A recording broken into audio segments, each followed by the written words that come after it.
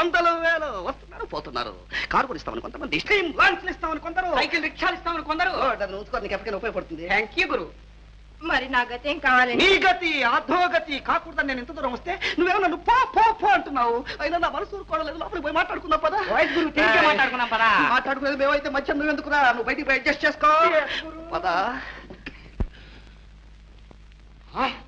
ఎవడాడు? నేను లేనప్పుడు నా ఇంటికి వచ్చి నా కూతురుతో అంత ధైర్యంగా మాట్లాడుతున్నాడు. అయ్యా ఆగు, దాంతో కొట్టి చావడం. ఇదిగో కత్తి. నా మాట కూడా వినకుండా వచ్చాడు కదా, వాడికి కావాల్సింది శాస్తి. నరుకు, నిలువున నరుకు. నీ మాట కూడా వినకుండా వచ్చాడా? వాడిని చంపాల్సింది. కానీ ఒక్క మాట, ఇప్పుడు మీరు ఎక్కడి నుంచి వస్తున్నారు? మీ తమ్ముడు పరీక్షకి 200 అప్పు కోసం తిరిగి వస్తున్నారు కదా. అవును. అది వాడికి తెలిసింది. వాడి మనస్సు మంచులా కరిగిపోయింది. వాడు అల్లాడిపోయాడు. అయ్యో, ఒక మంచివాడు చదువు డబ్బులే ఆగిపోవడమా? వీల్లేదు, పద 600 మనమిద్దాం పద అని బయలుదేరాడు. నిజమా? అడిగి పెట్టకుండా దానం చేయడానికి వచ్చాడు కదా, అలాంటి వాడిని నరకాల్సింది.